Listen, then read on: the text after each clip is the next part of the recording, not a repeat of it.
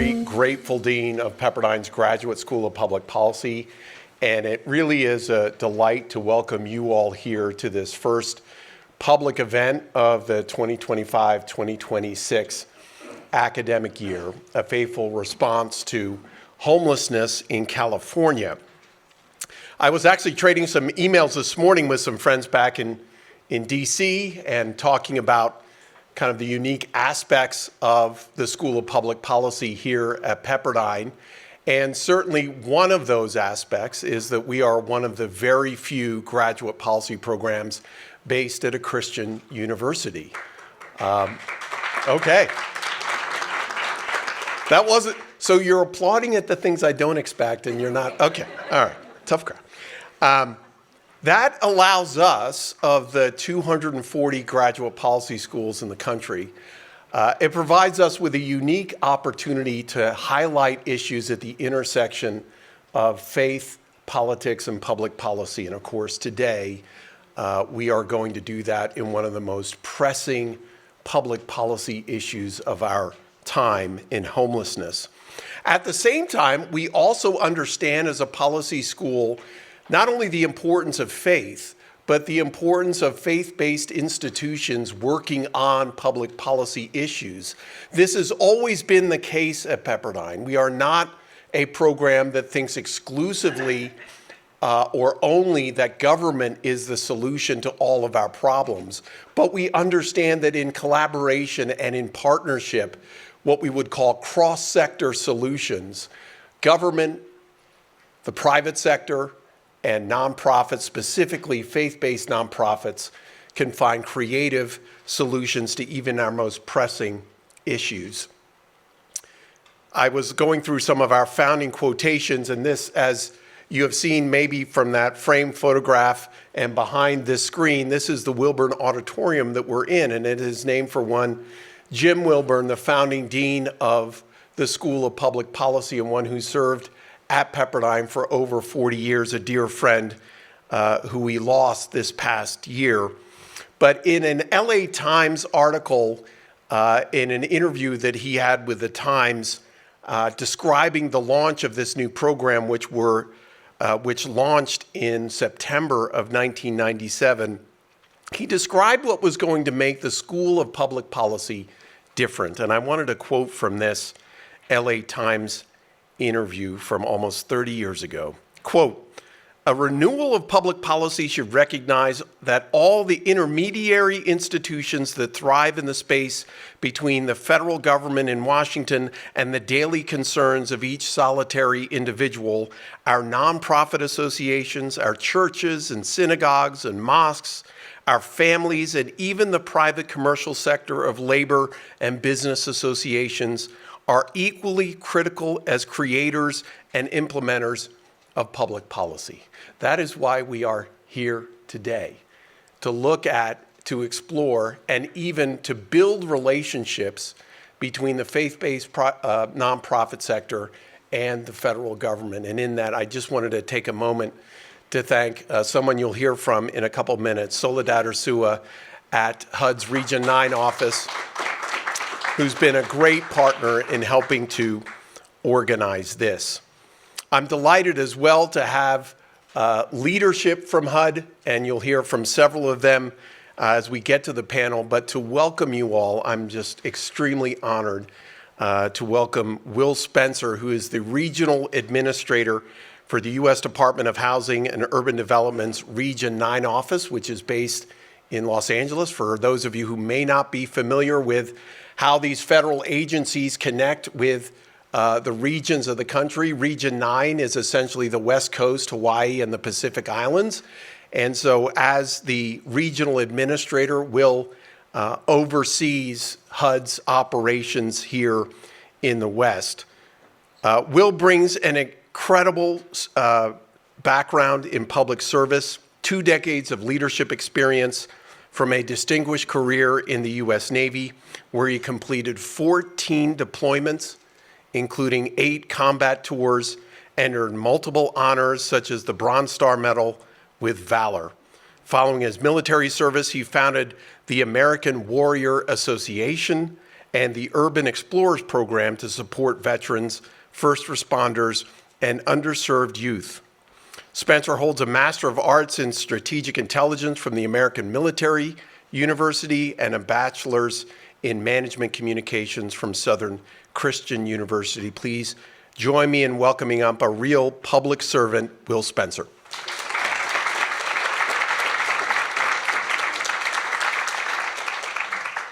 Well, thank you all for having me here today. I think it's more of a blessing for me than anybody else. You know, as a sailor, every time I see the ocean, especially the Pacific Ocean, it gets me back to the old glory days in my youth. So it is just a true blessing to be here on this campus. I wish I would have attended it back in the day when I was looking at opportunities, but 2 weeks after high school, I actually went into the Navy, and then everything went from there. But here I am, back here. You know, before I get started, and my talking points are actually approved from Washington, D.C., I just want to see how awesome it is to be here, to see everybody here. As I was standing there talking to a couple mayors from the Inland Empire, I could see a lot of the young folks walking through that door. And truly, it will be the younger generation. Truly, it'll be your hard work, your heart, and your souls that will go forth to make the changes that we need for our society as we move forward and evolve. So I'm glad it's just not old gray thinning hair people like me up here trying to tell you how to do business. You will find the way, because that is the way. So on behalf of President Donald J. Trump and Secretary Scott Turner, I would like to welcome all of you here today.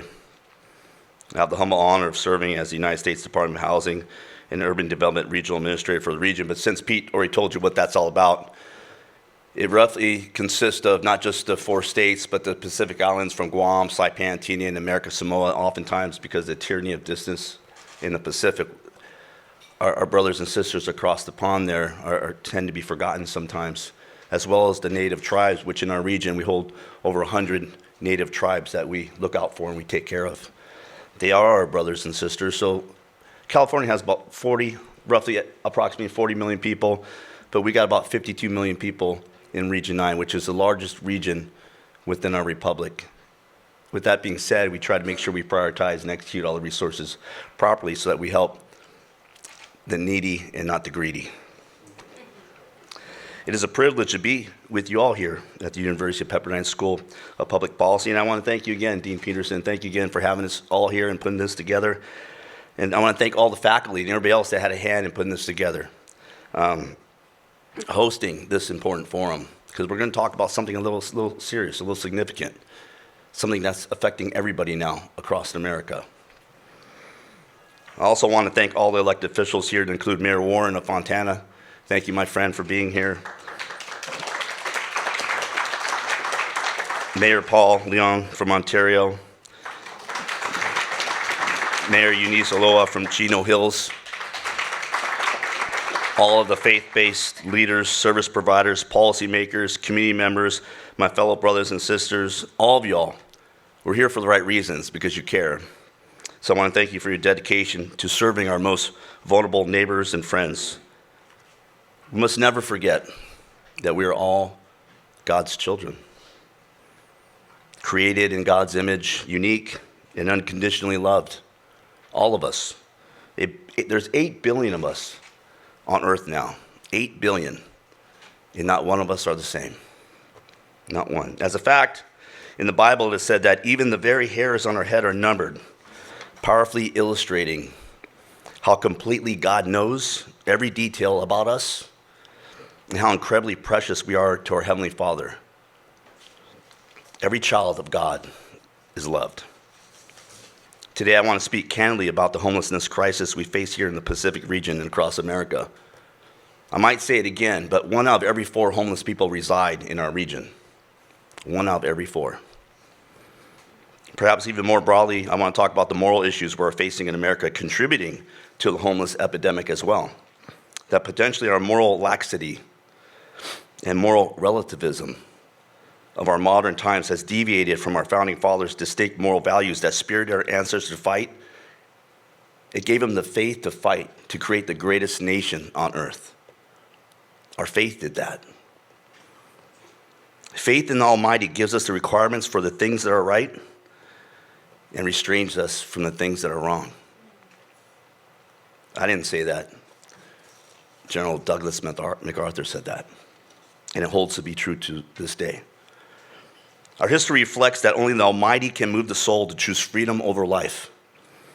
The bravery and courage displayed during the fight for independence was God-sent and nothing less than supernatural in nature.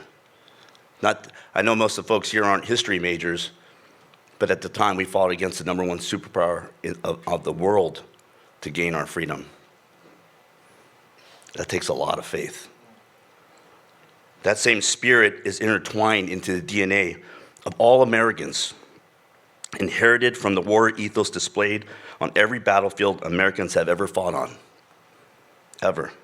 That same faith needs to be tapped into by every individual struggling to break free from the chains that bind them. Addiction, alcohol, drugs, deviant behaviors, what some faithful would call sin, and what we know as acts that imprison the soul and diminishes one's own light. They need freedom.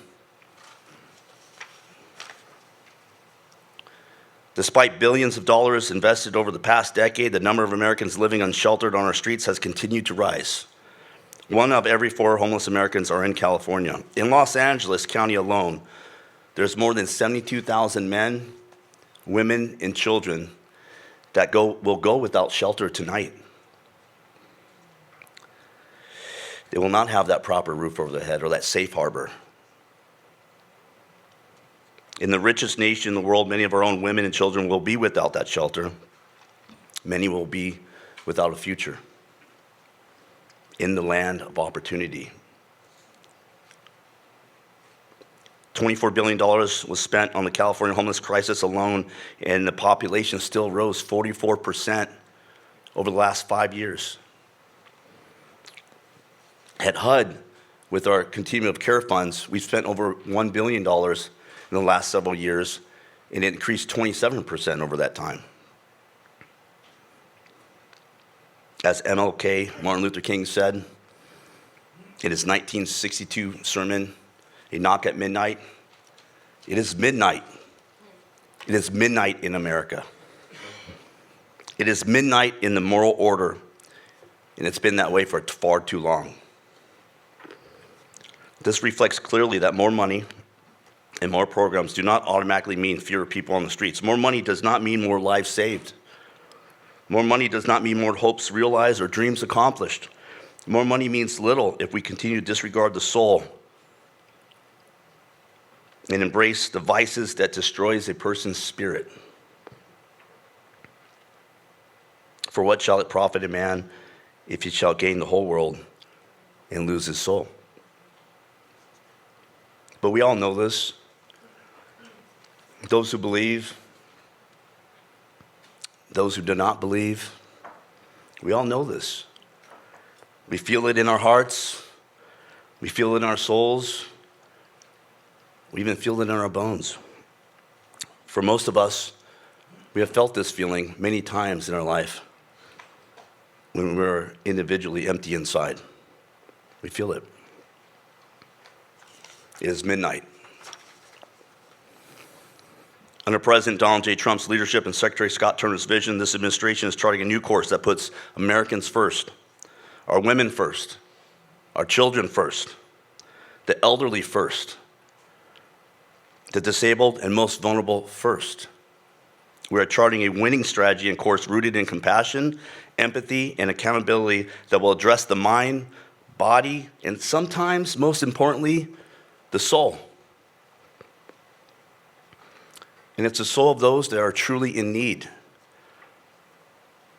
Our only requirement, which is the X factor for overcoming adversity in life, is that those that are in need love themselves so much so that they're willing to also put in a little bit of work with our help to move up and out of the perimeter in which life's horrible circumstances may have placed them in. We just need you to put a little bit of work in. We're going to help you. There's also tragedies too, but we can help there too. We need them to tap into their souls, yearning for freedom from life's negative chains that bind them. Tap into the very DNA that makes all of us Americans, the unquenching thirst for freedom. And sometimes individually, we have to break free. We have to break free from any of those chains that bind us. President Trump's recent executive order ending crime and disorder on America's streets represents a turning point, a true turning point. Far too long, policies like Housing First and harm reduction have ignored the root causes of homelessness, untreated mental illness, addiction, and lack of structure. They have enabled cycles of dependencies while our communities struggle with disorder and families fear for their safety. They have disregarded the enforcement of the rule of law and regulations that govern society and keep our fellow Americans safe. We all watch the news. We all live here in our communities, in our neighborhoods. We know what's going on. We see what's going on. Last week, a young Ukrainian lady, 23 years old, Charlotte, North Carolina, just got off from work at a pizzeria on a train, and a 35-year-old homeless man murdered her for no reason. No interaction, no trouble was made. And she was murdered by a career criminal who was homeless. He was arrested 14 times previous to that. Or have we all here in Los Angeles forgotten about the UCLA grad student in 2022 who worked down there in Hancock Park? Brianna Kupfer. Remember? Grad student at UCLA, working to get her way through school, killed by a homeless man, stabbed 46 times. No reason. She was smart, she was kind, she was creative. She was working alone that night, just trying to do better. Where was the love? Where was the compassion? Where was the care? Where was the justice for her? Surely we all have not forgotten Kate Stanley, who was walking hand in hand with her father in 2015 in San Francisco on the pier. Remember that? Her life was taken by a homeless man who was previously deported 7 times and was a felon who had a firearm stolen. Have we forgotten? How do we take care of those that are most in need while we protect our people, while we protect our women and our children, our most vulnerable, our elderly? We can't forget these things. How do we go forward and navigate smartly, protect our people while we're helping others? That is why this administration has prioritized enforcement and ending Housing First as the sole federal strategy.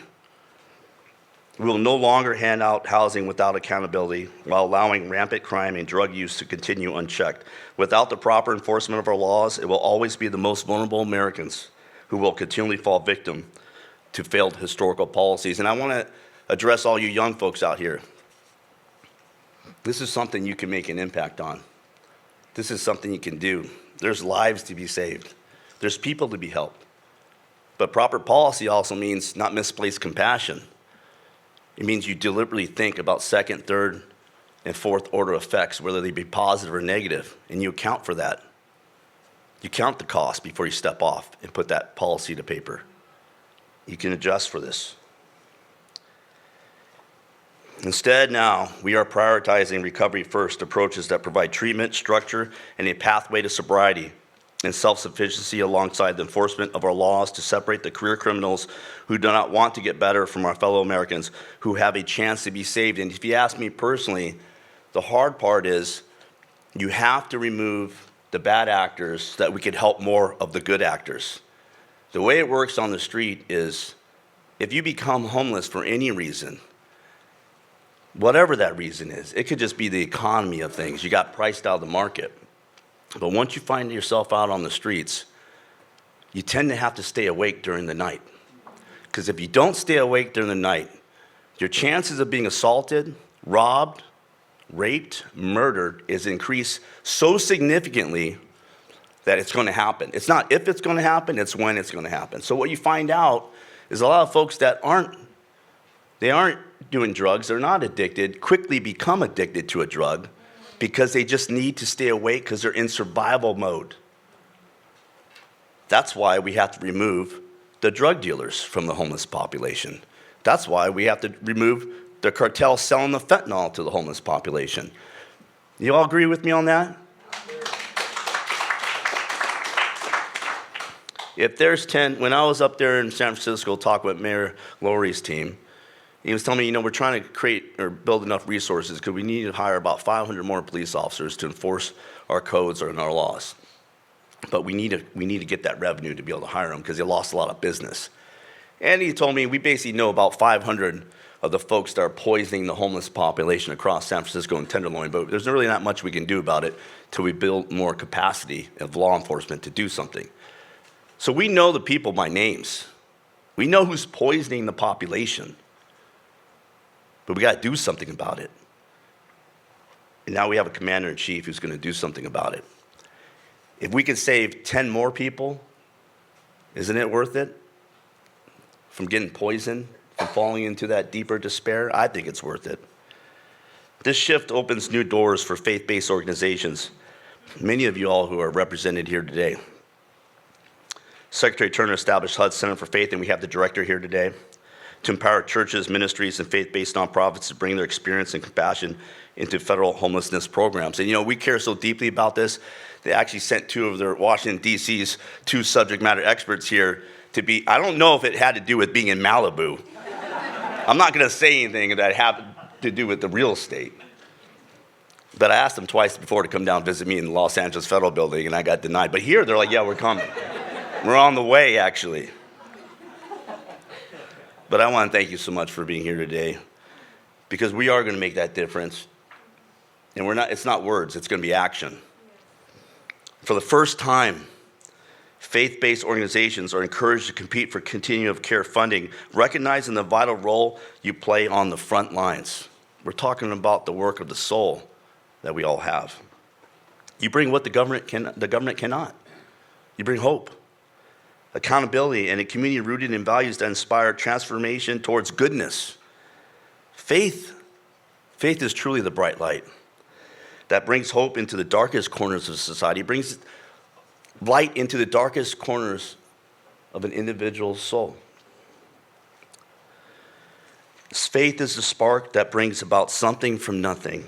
Faith is what warms the soul on the coldest of nights and lights the fire unto which the greatest nation on earth can be forged. And we're going to tap into that, not just because I support President Trump, but we are going to make America great again.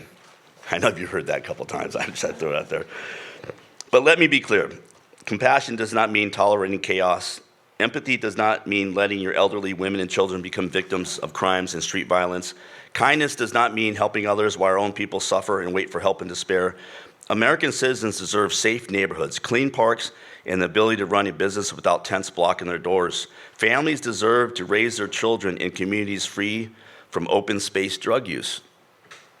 Our children deserve the right to safely walk to school in Los Angeles or any other city in America, anytime, any day, or night. It should be that. Shouldn't we want that? Shouldn't we demand that our kids are safe when they walk out our front door? Or is that too much to ask? I think we should demand it. At HUD, we're focused on expanding affordable housing supply by cutting red tape and removing regulatory barriers that slow down construction. We're trying. It's not so easy in California, but we're trying. We're trying to empower local leaders with flexibility to shape solutions that meet their community's needs. And if you have an opportunity to talk to the mayors of the Inland Empire in Aquinneta and Leon, Mayor Warren, they'll tell you, we're working hard. In the Inland Empire, they're working hard to help their people and serve their people the right way. And we're trying to, and we're going to do all we can. We're trying to align federal resources with faith-based and community-driven efforts that have proven results. The truth of the matter is, and I've seen the numbers, faith-based programs work. They work. It taps into the soul and can change an individual. I'm going to tell you another story. This is a story from a fellow in Texas.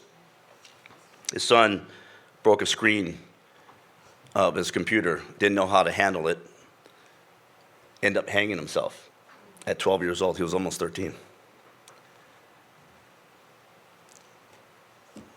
Where do you go if you don't have faith? where do you go? We have to have faith. American citizens deserve it. In Region 9, we have invested billions in homelessness services over the past decade, yet the unsheltered population has continued to climb. That reality is exactly why change is necessary. You all know it. We all need to change course. We need to have results for our people. We cannot solve homelessness with government alone. We all must be on the same team and on the same page if we're going to make a difference for good. With the federal government, with the President Trump's administration, you have a true partner in this endeavor. You have a true teammate in this endeavor. It will take partnership, federal, state, local, nonprofits, faith-based organizations, and good-hearted Samaritans like you all in this room.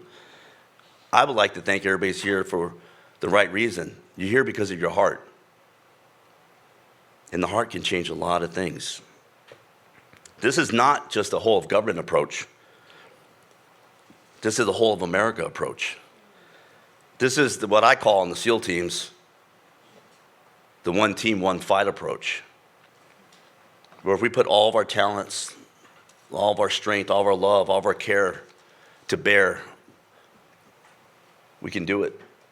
We can handle any situation. We can tackle any problem.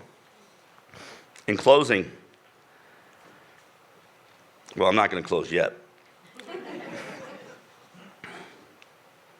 It will take communities coming together to insist that recovery, safety, and accountability are non-negotiable.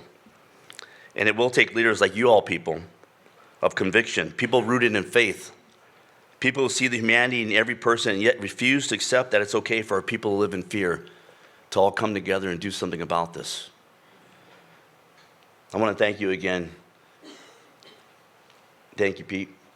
Thank you to the University of Pepperdine for convening this conversation, each of you for your service. We're all serving together. We're all links in the chain. And as they say, no man is an island. HUD Region 9 is committed to standing with you as a partner as we move toward lasting solutions to end homelessness that restore safety, dignity, and opportunity while keeping our citizens safe. It does not have to be midnight in America. It does not have to be midnight anymore. This can be our new dawn. Together we can reclaim our streets, restore order to our communities, and give every person the chance to live with purpose, dignity, and stability. With faith, we can ignite the chain-breaking flame inside each soul and geometrically progress goodness throughout our society. We can progress a revival of goodness across our land. We can heal our nation. Only the soul can do that.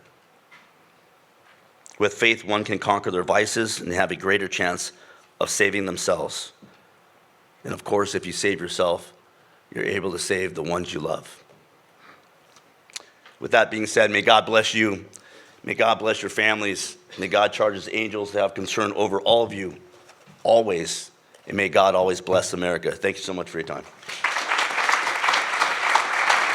Thank you so much, Will. We are going to transition directly into our panel, and I will introduce the four of them. First, and we'll start closest to me, I want to introduce, and please hold your applause until I get through, and then we'll get into our questions. Shai Menon serves as the director of the Center for Faith at the Department of Housing and Urban Development in Washington, D.C. In that role, he oversees strategies engaging faith-based organizations with federal initiatives.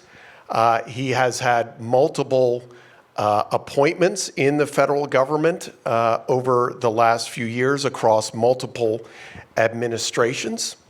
Next to him is three-time Pepperdine alum Matt Dildine is the CEO of the Fresno Rescue Mission, a Fresno native and former attorney who felt compelled to take on poverty directly. We'll get into that story. Matt leads the mission with a vision that goes beyond meals and shelter, focusing instead on true restorative change. His leadership has even taken him to the halls of the White House to advocate for faith-based strategies in combating homelessness.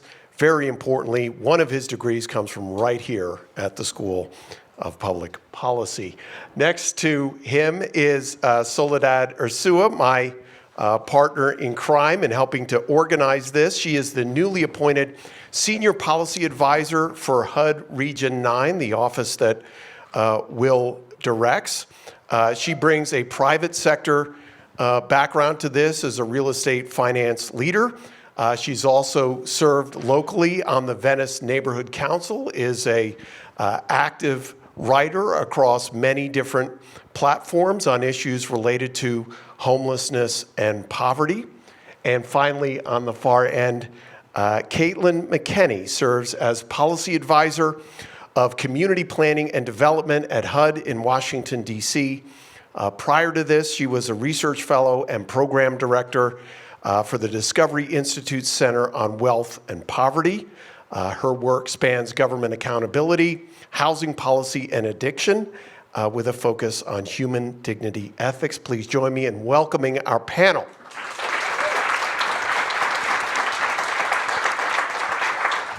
So maybe as a place to start, Shaim, you could talk a little bit about the Center for Faith, and it might surprise some to know that on issues related to housing, that certainly I think at least on homelessness, we can see, and we'll be discussing a faith component, but talk a little bit about your work at the center. So thank you first, Pete, for having us here. Very much appreciate it with Soledad organizing it and having us from Washington, and also Will for your work in arranging this and for your wonderful remarks to lead us off. I think you set the right tone for this conversation. Thank you so much for that. First of all, I should thank you all for coming as well. How many of y'all are familiar with the White House initiatives on faith, going way back to George W. Bush's time, just by show of hands? So let me just give you just a brief kind of little overview, and I'll come to answer your question here in a moment. This actually, the concept of engaging the faith community started under Bill Clinton when he was leaving office. Charitable choice initiatives at the Department of Health and Human Services that then ended up into the Bush administration, and President Bush actually ran on establishing a White House faith office and then centers across government. So when President Bush won, then he actually created the White House Office of Faith-Based and Community Initiatives and 9 centers around the various agencies, including at HUD. So I actually served 20 years ago at education. I was a director of the faith office there, and I worked primarily on school choice when it was kind of just becoming a thing back then. So during the years, and then I've been in the private side. I just came back in February. During those years then, under different presidents, the faith-based office had a different look, different priorities, different focus, different names even. So then under President Barack Obama, I think it was the White House Initiative on neighborhood, faith-based and neighborhood communities and what have you. But today, it's called just very simply the White House Faith Office, and our centers are the Centers for Faith. And that's just not words or semantics, that's actually intentional. And when y'all came in, you might have seen, or please grab them if you haven't, on the way out, there's a flyer that says, newly created historic White House Faith Office. Well, every president says something is historic. Well, is this actually historic? Well, it is actually historic in the context of the faith-based initiative, in that, as this flyer articulates, it's historic for 4 reasons. Number one, yes, all the White House offices since Bush had a faith office, but this is the first one that actually has some real estate in the West Wing. The West Wing only has a few offices. The faith-based office is one of those offices. Number two, they're going to be centers or liaisons at every federal agency. In the past, it was really mainly these 9 that were originally established. But for instance, we never had someone at DOD. Well, we do have a faith liaison at DOD, and actually, no, just you may have heard Secretary Hegseth has, I think, monthly prayer sessions at DOD. So there are going to be liaisons all across all government. Third, and probably the most important, this is exclusively focused on faith. Faith and faith exclusively. We will obviously answer questions from secular nonprofits, but is exclusively focused on faith. And fourth, as set forth on this flyer, there's 10 actually policy initiatives that are articulated. And let me just go over the first two. The second one, let me start with that. It's combating anti-Semitic, anti-Christian, additional forms of anti-religious bias. Well, so in that regard, when the president created by executive order the White House Faith Office, he also created shortly thereafter the Task Force on Eradicating Anti-Christian Bias. So that is a task force that's chaired by Attorney General Bondi, and pretty much has all the cabinet members on board, including Secretary Turner. And I'm going to pause and come back to that in a second because there's something important when we kind of get into the work of the center I'm going to let you all know about. On the first one is defending religious liberty. So in that regard, the president also created a Religious Liberty Commission. And Peter, kind enough to invite the secretary to come speak today. He couldn't come because actually with the president at the second hearing of the Religious Liberty Commission that was today. And the president actually, this had to do with public schools, so just so you all know, you'll probably read about it in a little bit, but the Department of Education, the president announced this morning, is going to set forth guidance for public schools regarding prayer in public schools. So meaning allow. Okay, so that's coming out. And the secretary, I won't pull it out to read it, but the secretary announced, I think it's called something to, I don't know the exact title, but Secretary Turner announced at the Religious Liberty Commission hearing, he announced that from now until next July 4th, there's going to be, I think, weekly prayers or monthly prayers of the nation, calling the nation together to pray as we get close to, the 250th anniversary next year. So that Religious Liberty Commission is made of outsiders. It's chaired by outside of Washington outsiders, chaired by the Lieutenant Governor of Texas, Dan Patrick, and Vice Chair is Secretary Ben Carson. And then some of the commission members include Dr. Phil, Eric McTaxis. It's a kind of outside Washington looking in. So those are kind of the initiatives at the White House level. And coming to your question, the executive order creating this White House Faith Office seeks to do three things and be involved with three areas coming alongside the faith community. Number one, come along the faith community in strengthening the American family. Number two, encouraging work and self-sustainability, self-sufficiency. And number three, protecting religious liberty. So at HUD, our work then is to live into that executive order and through reporting to our secretary and the White House office, do what we can do at HUD to come alongside the faith community in our programs to engage the faith community. And at HUD, we're working on four particular areas. Number one, remove barriers for the participation of faith-based organizations in HUD programs. Number two, encourage the participation of faith-based organizations in opportunity zones. So by show of hands, how many of you are somewhat familiar with opportunity zones? How many of you are very familiar with opportunity zones? Okay, so somewhat, a lot of hands, very, very few. We're going to put it on blast because you all might have known, but this legislation for opportunity zones was passed in the first administration, and it really came online in 2019. Then you had COVID, and you had 4 years of silence under the Biden administration, did not promote it. We're going to put it on blast because that has already resulted in about $89 billion of investments into distressed communities, opportunity zones, which hadn't seen investments in decades. And we're going to get out there and engage the faith community to be a part of the revitalization of these distressed areas. And I'm going to move on to the next, sorry for this, for taking too long here. What we learned then from Washington, we want to then take to our, number three, our state and local partners, share best practices and engage them as they engage faith-based organizations closer to the ground. And finally, we trying to bring faith-based leaders in the faith-based community to the policy table before legislation is drafted, not after, and then say, hey, here's what we're going to do. What do y'all think? Because oftentimes the faith-based community is like the redheaded stepchild, brought in too late. So we plan to kind of change that and bring the faith community in at the beginning of the conversation.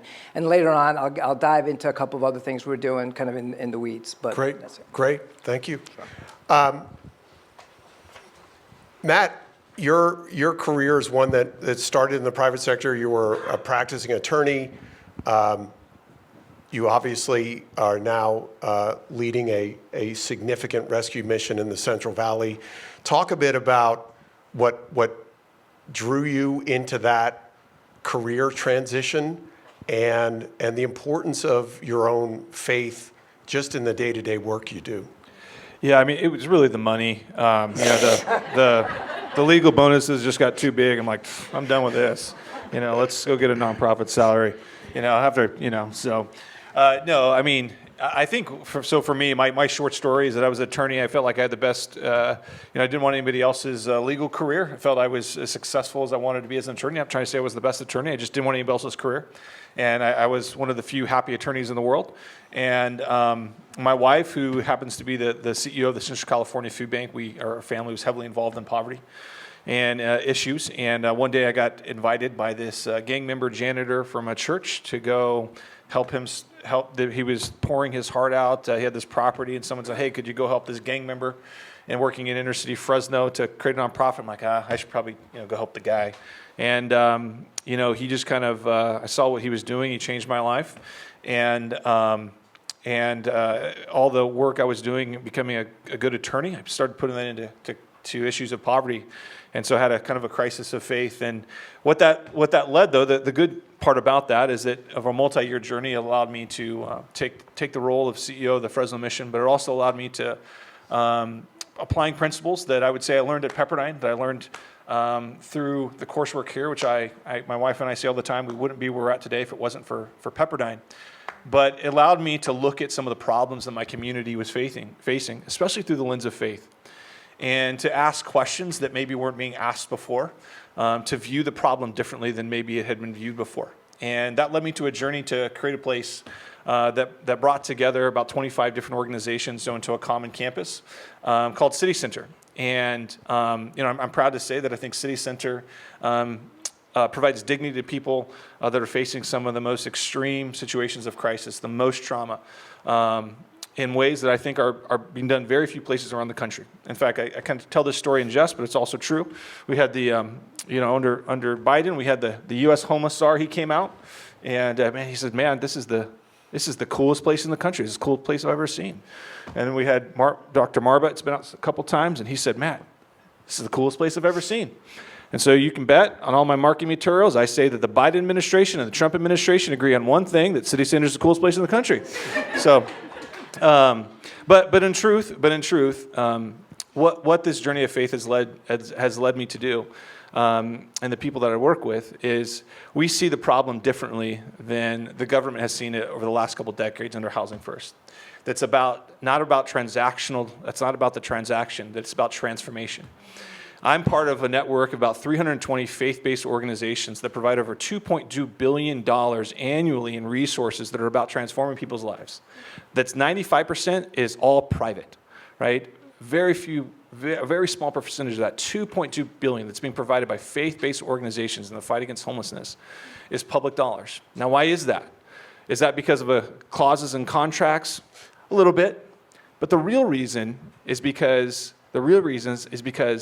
our policies as faith-based organizations are focused on transformation, which is at times and has been at odds with the government's approach to solving homelessness.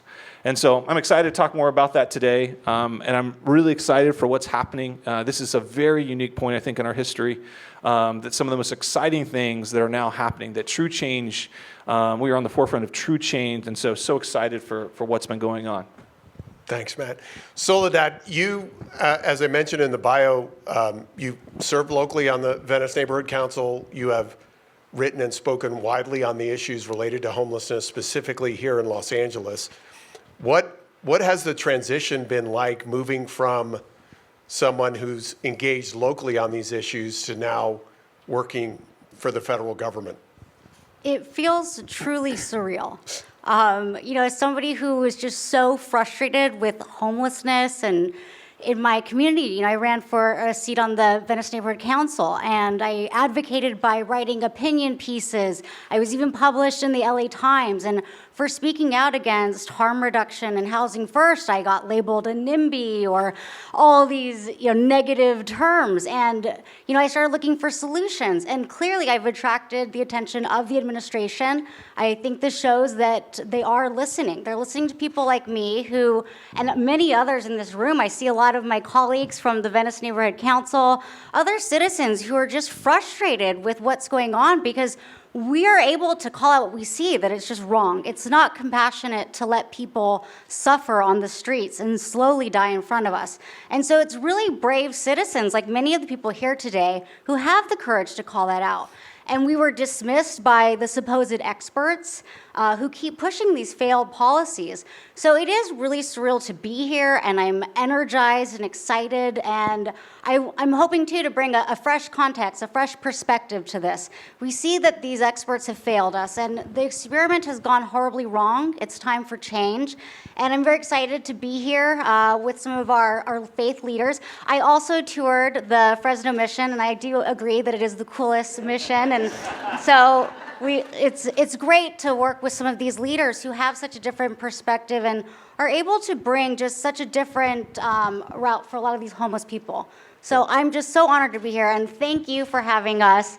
I was on a panel with Matt, this was 2 years ago, Right. And so he was one of the first people that I called with this appointment, and I said, hey, I'm at HUD now, it's time to work together, so we're just getting started.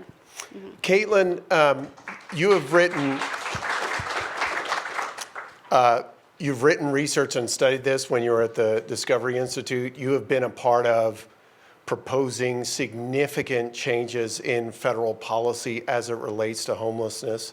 And so a two-part question, first drafting off of Soledad's point about what has been kind of the conventional wisdom around these issues, and why do you think that is? Why do you think the conventional wisdom has been so dominant on issues like housing first and harm reduction? And secondly, if you feel free to, talk a little bit about your connection to this issue of homelessness and your own faith and how you see that connection to this issue. Yeah, thank you, Pete. Well, maybe I'll start with the first question and then answer the second.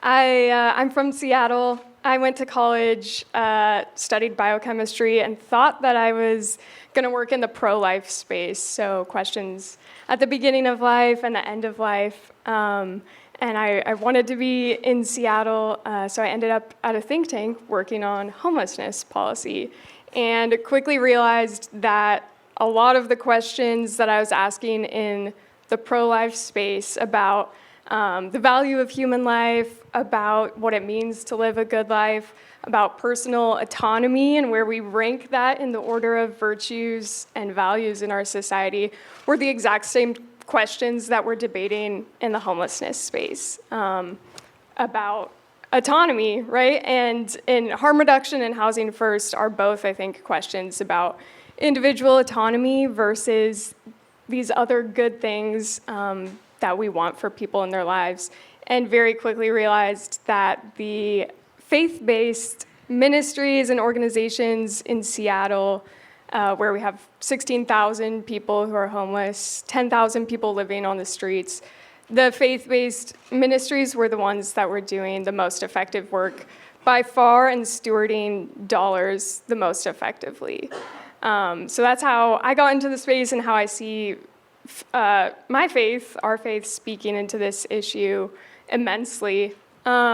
Historically, for the last 15 plus years, the federal government has pushed the housing first ideology attached it to all federal dollars, which is... And Caitlin, just to interject, because I know we're going to use a couple phrases here in the conversation, but just to make sure everybody understands, could you just quickly define housing first and harm reduction?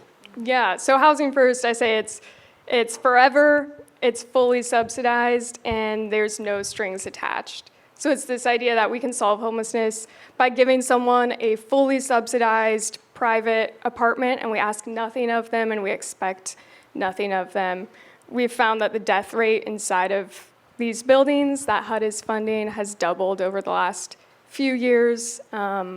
due to overdose deaths. Harm reduction, very similar philosophy at root of how can we not seek to help you enter recovery and sobriety, but make you as comfortable as possible within your addiction. And that's where you get the provision of drug paraphernalia to people living inside of these houses. So I want to, Matt, come back to you and Shem, draw you in as well, because I think one of the really important points that you made that regards the ways in which faith-based organizations can bring a different lens to a public policy issue, in this case homelessness, is that I think you used the word redemption, that faith-based organizations actually have a different goal, and that can be a difficult one to understand. It can be a difficult one for a secular government to promote. But I just wonder first, Matt, with you, and then to you, Shaim, how does having a faith-based approach change how you view an issue like homelessness and what your goals are? You know, I think Peter Drucker says it best: "You are what you measure." Right? And you know, I can speak on behalf of the faith-based providers. You know, we're about personal transformation. But you know, let me ask all of you: why is things changing? Well, common sense is finally winning the day.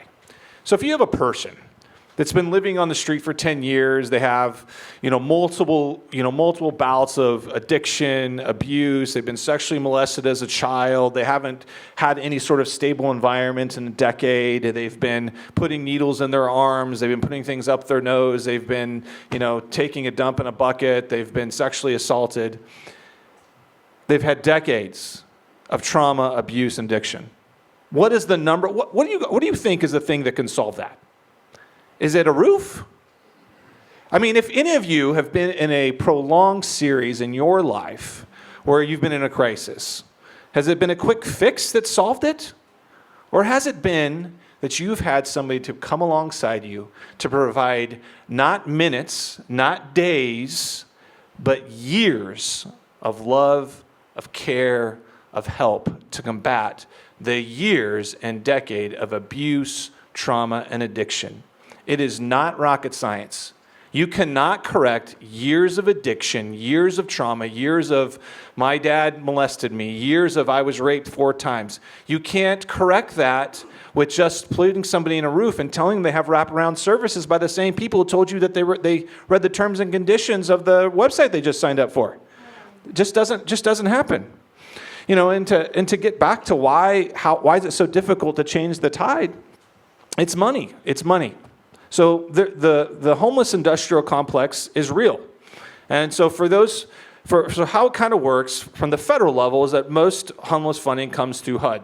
HUD goes through what's called these continuum of cares. They're kind of each kind of region has these groups. They're called continuums of care that are largely led by the housing authority. The housing authority is in the business of creating affordable housing, which is not a bad thing, right? But they want more money too. And then they partner with organizations that are housing first organizations, and those organizations get their money from the housing authority. So are they going to say anything bad against the housing first, housing authority, continuum of care policy? No, because they depend on that hand to keep feeding them. Meanwhile, in the middle of this, you have for-profit affordable housing developers. The last thing that they want to do is see any of this money being turned away for building more housing. And so the cycle keeps repeating itself, and the same people are going to the same politicians saying this is how it solves homelessness. This is what solves homelessness, because if they don't, the spigot gets turned off to the thing that they need to continue building their resources. And so it's this very incestual money-driven problem. But when you say, is your policy really about transforming lives? It's nonsensical. I mean, down the street here, do we still have that $40,000 a month addiction, right? Malibu, isn't it called Malibu's or something like that? I mean, is any addiction, whether you're talking about somebody who's a multi-million-dollar movie star or someone's living on the street for 10 years, is anybody's addiction just solved by putting them in a place? Like in a place? No, it's not. It takes years. It takes years of being wrapped in support, years of being wrapped in relationships. And so for us on the faith-based side, when we look at that and say, look, if Housing First worked, we'd be all over it. In fact, there are many missions, there are many faith-based organizations that on their campus have both, Why? Is because it's better than nothing. It's better than nothing, but they can also look at one part of the facility saying this has limited results, and look at another side of the facility and say this has tremendous results, and they only care about one thing, helping people. They have no dog in the fight. Why wouldn't they take Housing First money if they thought that it worked? The problem is because they have $2.2 billion in private resources that says we can do anything we want, and what they choose to do with those $2.2 billion in resources is actually do the things that change people's lives. Because that is their goal. Transformation, not transactional.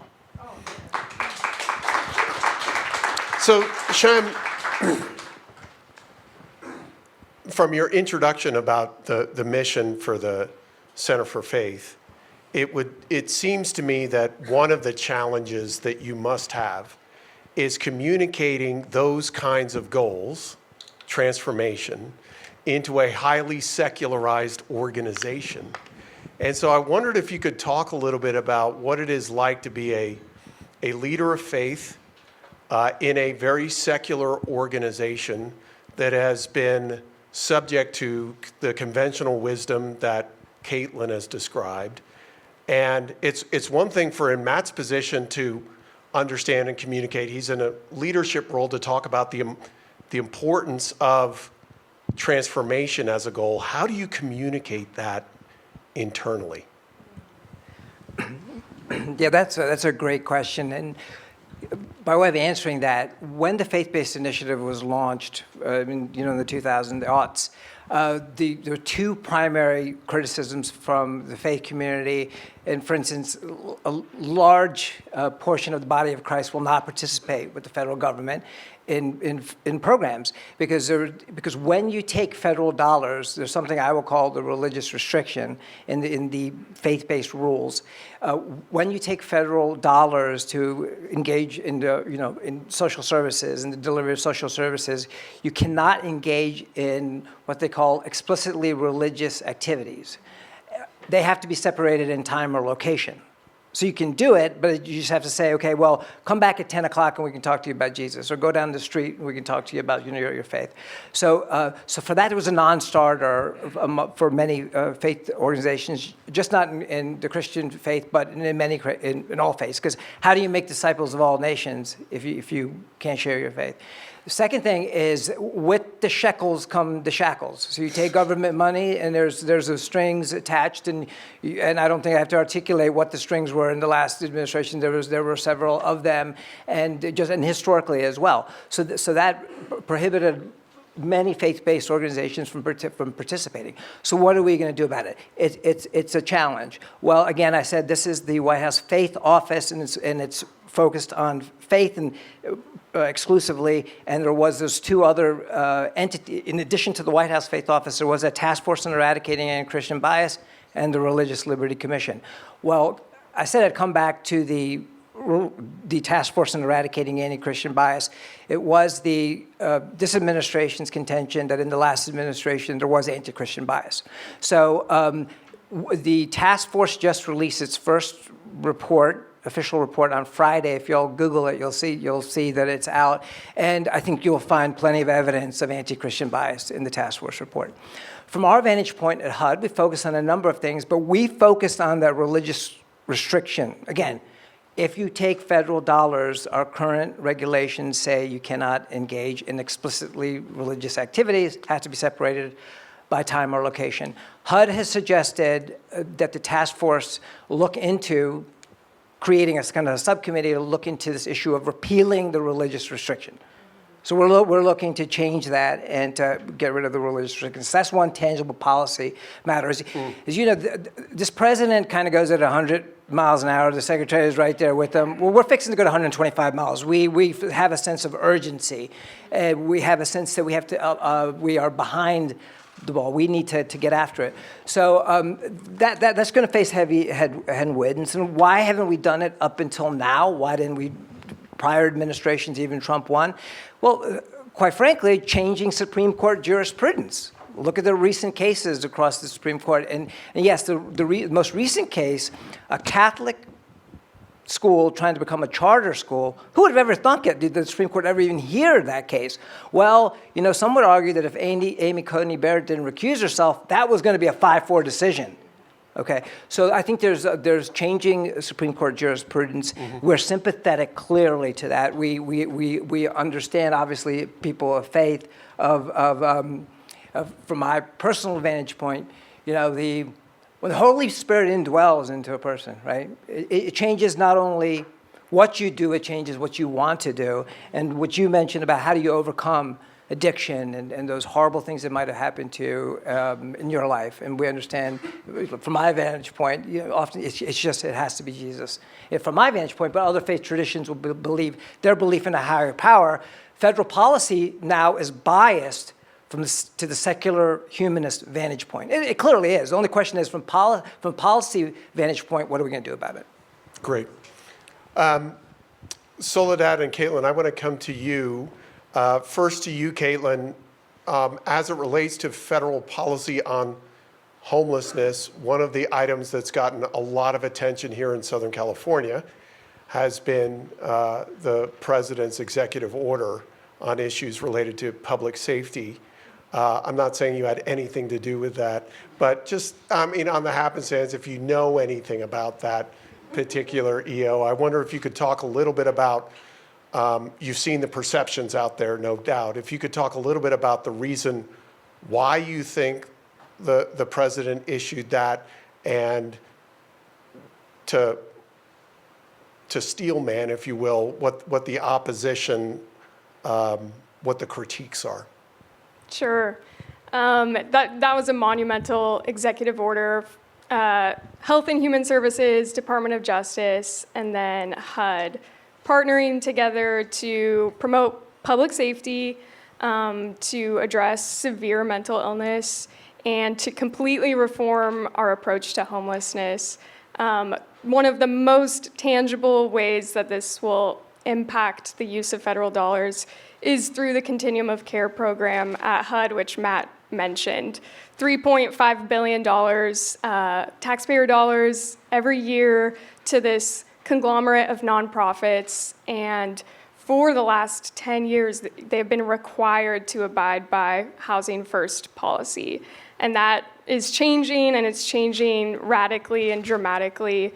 And we want to shift resources significantly away from the forever fully subsidized, no strings attached, towards transitional housing where people have wraparound services and become self-sufficient, and then those supportive services for treatment for addiction and mental illness.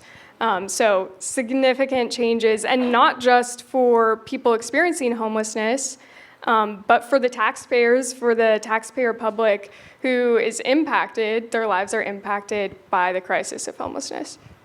Soledad, your thoughts, especially here in Los Angeles, you're so aware of some of the criticisms of the EO, but what are some of the things that you see coming down the pike that you're hopeful about, that the audience should at least have some sense of what we're going to see out of the administration? Well, when I first heard about the executive order coming out, I was actually in San Francisco. I had gone to visit my good friend Tom Wolf, who's with us. He's formerly homeless. We had taken a tour of the Tenderloin, so it's just something that will break your heart to see people smoking fentanyl and crack. And we had done all these meetings, and the executive order comes out. We're reading through it, and before we had talked privately, and he asked me if I thought that Trump would do an executive order on it.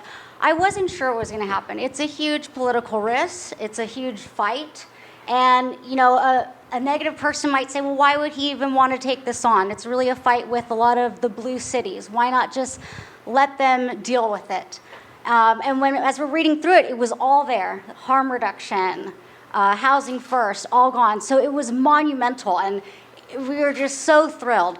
And at the same time, he also took me to see a really great project. It was in Oakland. It was a shelter for domestic violence, and it's the first of its kind where families are going to be able to go into a rehab center together. So if a family member is suffering from drug addiction, they often don't want to leave their child because they're afraid that Child Protective Services could take them. So in this case, it's the first of a nation where an entire family could go and they could get help together for that parent. And so there are great projects out there that HUD funds. This is one of them. And what this will allow is for us to fund more of those, because the notice of funding opportunity, that's the NOFO, that's the proverbial, carrot in front of the cart. There's nothing stronger than a financial incentive. And what we've seen is that the financial incentives are all wrong. Not only have we enabled drug addiction, we've subsidized it. And all of that ends now with this executive order. It allows us to go in there and make these changes to all the funding and our programs. So I am very excited for this. It's going to have, monumental impact. We're able to right some of these wrongs and really ensure that our programs require sobriety and recovery. And so, just with that, I think everyone here is very excited about that, and I'm excited to be a part of this team that can go out there and make sure that it's implemented correctly. Now, we've got about 10 minutes, and I want to leave at least a little bit of time for questions. But Matt, I wanted to just direct one to you, just drafting off of something Soledad mentioned, and also Chaim kind of alluded to. We do have a serious homelessness crisis here in California. And I wonder if there are some aspects of specifically California policy that you've seen. We've had a governor who, from even his first year, his first State of the State message was that this was going to be the year to fight homelessness. Now, granted, that all got swallowed up in COVID, and a lot of things have happened since. But what makes responding to homelessness so difficult right here in California? So, man, that's going to need another symposium. So part of it relates to the same reason that you're going to have lots on PCH for the next 10 years. Yeah. It just has to do with how hard it is to develop and do anything in the state of California that's completely nonsensical. But I would say it's a combination of things. And so, I go back to 2014. 2004, up until, if you look in California, the 7 years prior to 2014, homelessness was decreasing in California by double the national average. In 2014, something happened and it catapulted up. So the highest increase in U.S. history over that period of time, it skyrocketed. What happened? So what happened? What was this hockey stick moment? Well, a couple things happened, right? One, Housing First got implemented. We were the first state to direct all its federal and state resources into Housing First. Hopefully some of that is going to change. But the other thing that happened is the proliferation of drugs and the passage of Prop 47. And so basically drugs got, for lack of a better word, but decriminalized. They became all over, they went everywhere. We lost the ability to use the court system for interventions. And then what happened is drugs not only became very prevalent, now we had very cheap, very potent drugs that now have spread everywhere. The real difficulty in California, and why we're in such a unique circumstance, and why change is needed so much right now, is the drugs that we're talking about are the most potent, they're the most deadly, and they are the cheapest to make. There's no there are Walter Whites out there, but this isn't Walter White in some sophisticated lab in some huge warehouse. This is like guys getting stuff down at Smart and Final and going to the bathtub in their affordable housing unit and making meth, right? And that's what's killing people, or making fentanyl, right? And so we have this very, very potent drugs that are everywhere that's destroying people. I'm not sure where the line is anymore between mental illness and drug addiction anymore. I think that's kind of been erased. And then on top of that, it's my hope that after we get through this next phase with kind of HUD changing its policies, my hope the next conversation nationally and certainly in the state could be, what do we need to do to change the zoning and building code regulations for building these housing? it is so ridiculous how hard it is to develop something in this state when you have resources that are here. Give you an example. My city does not have the money. They bought a bunch of hotels during COVID. They don't have the money to operate those, and they were willing to give us those hotels to operate as a shelter. Seems like an easy win, right? But in order for us to take that hotel, to make it to shelter, I have to invest millions and millions and millions of dollars just by virtue of change of ownership. That seems so silly. Why? Like, who wants this? Because they want me to put solar on it. They want me to do this to the parking lot. And they want me to change all the lighting and change all the drywall and do all this stuff. And so there's a very, very real conversation that needs to be had when it comes to homelessness about how to actually develop properties. Because we can have all the money from the federal government, but we actually need the places to put the beds and actually do that. And that, there is not funding for that. There's not, and to take some of these properties requires millions and millions of dollars needlessly to be invested.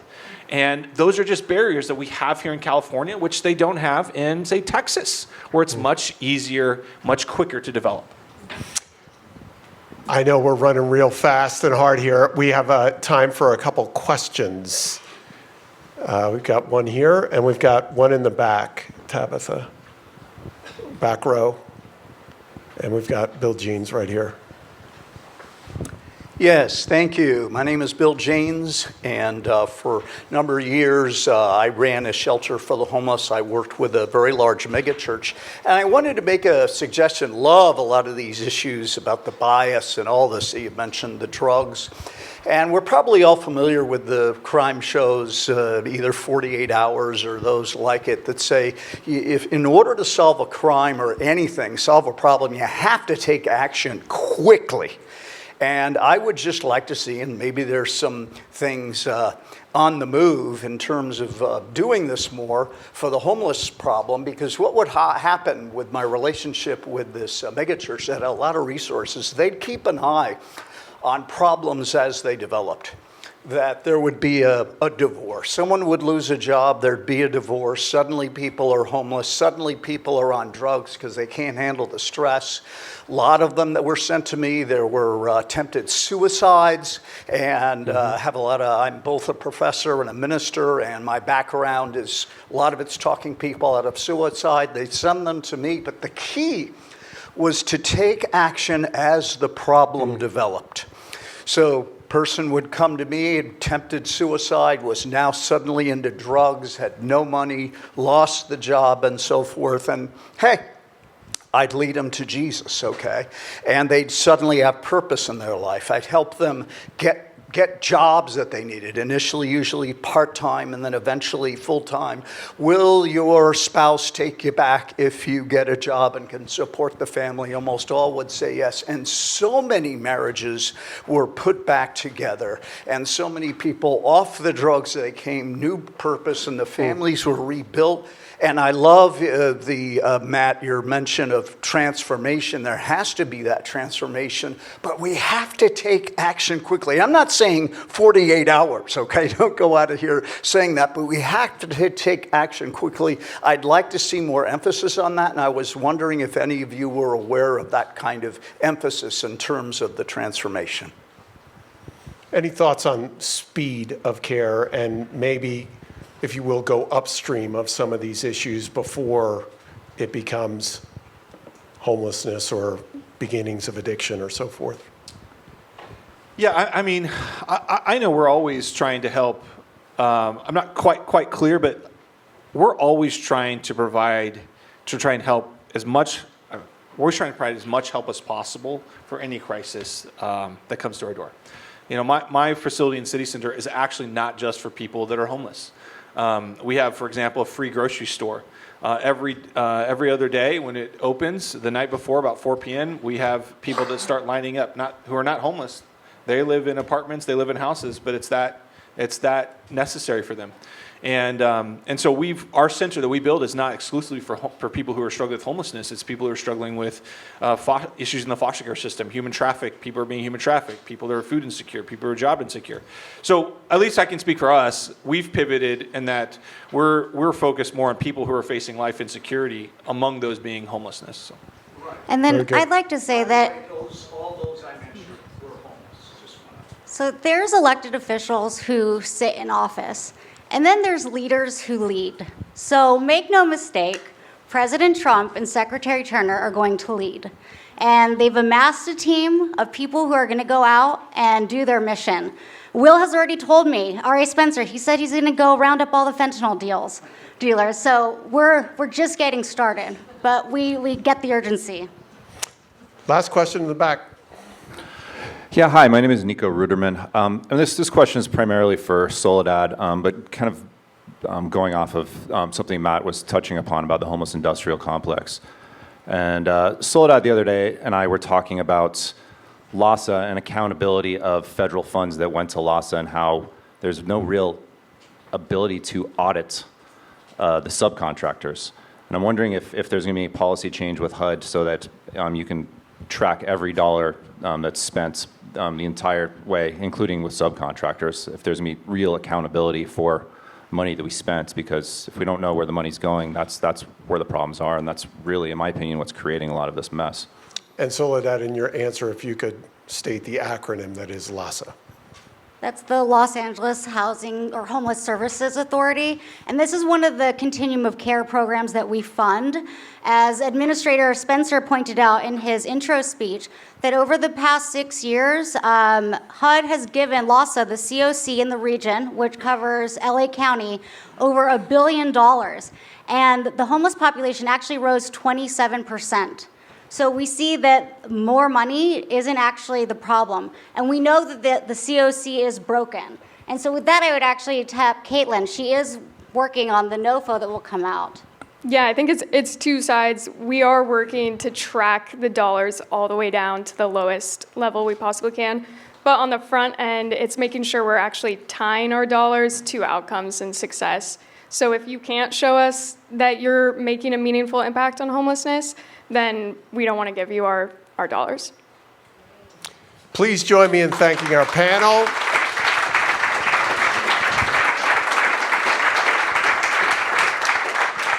I want to thank you all for joining us for this conversation. Again, I think it's just demonstrative of one of the unique perspectives that we bring here at Pepperdine, and specifically the School of Public Policy, to highlight these issues that really have a faith dimension to them, and to bring leaders out that are working on these issues both from a policy and personal perspective. Our next big event is actually a week from today, September 15th, another lunch event. It's our annual Constitution Day. We will have Rabbi Dr. Stuart Halpern will be giving our lecture. He returns from Yeshiva University. That will be on the 15th. So if you haven't gotten your tickets yet, that will sell out. So please register online. Otherwise, for those who are joining the roundtable, we will be meeting across the way there. Shaylin Garrett will help direct you. She's in the back. And Shay, I want to thank you for helping to organize all the logistics here for this day. Thank you. Last note, all of you who registered will get a link to this video. And one of the ways that we expand the impact of these kinds of conversations is when you send them out to your own networks. I know that we have people here who are prolific promoters of the events that we host here, and one of the ways you do that is through sending around what has been just a terrific conversation. So once again, thanks so much for joining us, and please stay tuned for further events. Thanks so much. God bless.